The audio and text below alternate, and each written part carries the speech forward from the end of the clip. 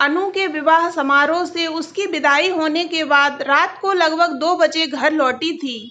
थकान से सुबह 6 बजे गहरी नींद में थी कि अचानक अनु के घर से, जो मेरे घर के सामने ही था, जोर जोर से किसी के विलाप करने की आवाज़ों से मैं चौंक कर उठ गई। घबराई हुई बालकनी की ओर भागी। उसके घर के बाहर लोगों की भीड़ देखकर किसी अनहोनी की कल्पना करके मैं स्तब्ध रह गई। रात के कपड़ों में ही मैं बदहवास उसके घर की ओर दौड़ी। अनु अनु के नाम से माँ को विलाप करते देख मैं सकते में आ गई। किसी से कुछ पूछने की हिम्मत नहीं हो रही थी, लेकिन मुझे वहाँ की स्थिति देखकर समझने में देर नहीं लगी। तो क्या अनु ने वही किया जिसका मुझे डर था? लेकिन इतनी जल्दी ऐसा करेगी, इसका मुझे अंदेशा नहीं था। कैसे और कहाँ, यह प्रश्न अनुत्तरित था, लेकिन वास्तविकता तो यह थी कि अब वह इस दुनिया में नहीं रही।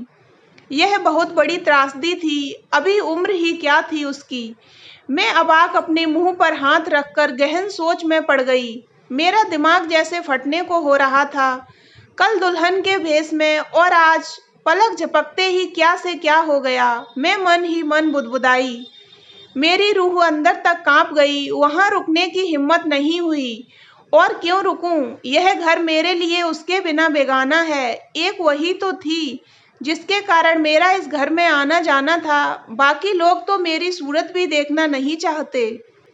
मैं घर आकर तकिए में मुंह छिपाकर खूब रोई। माँ ने आकर मुझे बहुत सांत्वना देने की कोशिश की, तो मैं उनसे लिपट कर बिलखते हुए बोली, माँ, सबकी माएँ आप जैसी क्यों नहीं होती? क्यों लोग अपने बच्चों से अधिक समाज को महत्व देते हैं?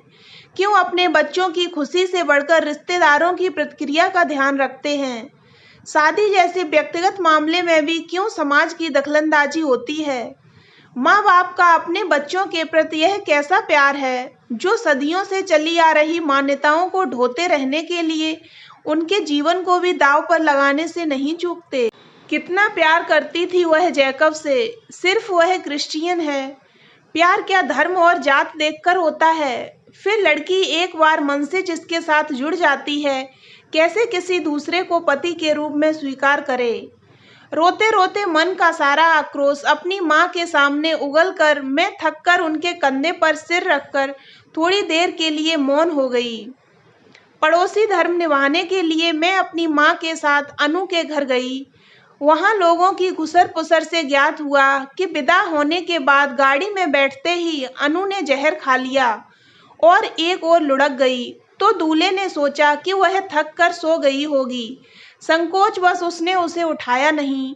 और जब कार दूल्हे के घर के दरवाजे पर पहुंची, तो सास तथा अन्य महिलाएं उसकी अगवानी के लिए आगे बढ़ीं।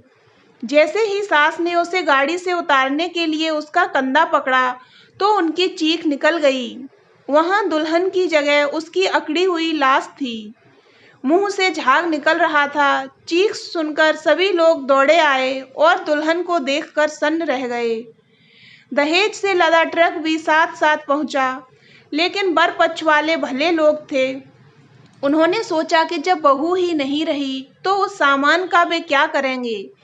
इसलिए उसी समय ट्रक को अनु के घर उन्होंने वापस भेज दिया। उनके घर में खुशी की जगह मातम फैल गया। अनु के घर दुखद खबर भिजवाकर उसका अंतिम संस्कार अपने घर पर ही किया। अनु के माता पिता ने अपना सिर पीट लिया, लेकिन अब पछताए होत क्या जब चिड़ियां चुन गईं खेत। एक बेटी समाज की आधारहीन परंपराओं के तहत तथा उनका अंधा अनुकरण करने वाले माता पिता की सोच के लिए बलि चढ़ गई थी। जीवन हार गया, परंपराएं जीत गईं। अनु मेरे बचपन की सहेली थी। एक साथ स्कूल और कॉलेज में पढ़ी, लेकिन जैसे ही उसके माता पिता को ज्ञात हुआ कि मैं किसी विजाती लड़के से प्रेम विवाह करने वाली हूँ, उन्होंने सख्ती से उस पर मेरे से मिलने पर पाबंदी लगाने की कोशिश की। लेकिन उसने मुझसे मिलने जुलने पर माँ बाप की पाबंदी को दृढ़ता से नकार दिया। उन्हें क्या पता था कि उनकी बेटी भी अपने सहपाठी ईसाई लड़के जैकब को दिल दे बैठी है। उनके सच्चे प्यार की साक्षी मुझसे अधिक कौन होगा। उसे अपने माता पिता की मानसिकता अच्छी तरह पता थी। वह अक्सर मुझसे कहती, प्रांजलि, काश मेरी माँ की सोच भी तुम्हारी माँ जैसी होती। मुझे एक बात समझ में नहीं आती कि माता पिता हमें अपनी सोच की जंजीरों में क्यों बांधना चाहते हैं। तो फिर हमें खुले आसमान में विचरने ही क्यों देते हैं? क्यों हमें ईसाई स्कूल में पढ़ाते हैं? क्यों नहीं पहले के ज़माने के अनुसार हमारे पंख कतर कर घर में कैद कर लेते हैं? समय के अनुसार इनकी सोच क्यों नहीं बदलती? मैं उसके तर्क सुनकर शब्दहीन हो जाती और सोचती, काश मैं उसके माता पिता को समझा पाती कि उनकी बेटी किसी अन्य पुरुष को वर के रूप में बिल्कुल स्वीकार नहीं कर पाएगी। उन्हें बेटी चाहिए या सामाजिक प्रतिष्ठा, लेकिन उन्होंने मुझे इस अधिकार से वंचित कर दिया था। अनु एक बहुत ही संवेदनशील और हठी लड़की थी। जैकब भी पढ़ा लिखा और उदार विचारों वाला नवयुवक था। उसके माता पिता भी समझदार और धर्म के पाखंडों से दूर थे। वे अपने इकलौते बेटे को बहुत प्यार करते थे और उसकी खुशी उनके लिए सर्वोपरि थी।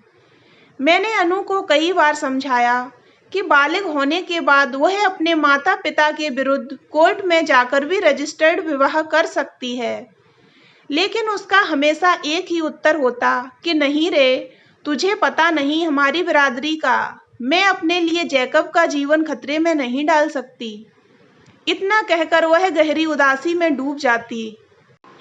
मैं उसकी कुछ भी मदद न करने में अपने को असहाय पाकर बहुत व्यथित होती, लेकिन मैंने जैकब और उसके परिवार वालों से कहा कि उसके माता पिता से मिलकर उन्हें समझाएं, शायद उन्हें समझ में आ जाए। लेकिन इसमें भी अनु के घरवालों को मेरे द्वारा रची गई साजिश की बू आई, इसलिए उन्होंने उन्हें बहुत अपमानित किया और उनके जाने के बाद अनु को मेरा नाम लेकर खूब प्रताड़ित किया।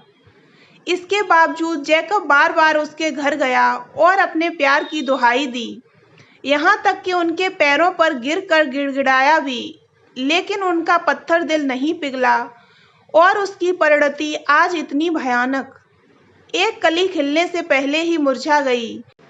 माता पिता को तो उनके किए का दंड मिला, लेकिन मुझे अपनी प्यारी सखी को खोने का दंश बिना किसी गलती के जीवन भर झेलना पड़ेगा। कुछ लोग बच्चा पैदा होने के बाद उसे स्वअर्जित संपत्ति मानकर उसके जीवन के हर क्षेत्र के निर्णय की डोर अपने हाथ में रखना चाहते हैं, जैसे कि वह हाड़ मांस का न बना होकर बेजुबान पुतली हो।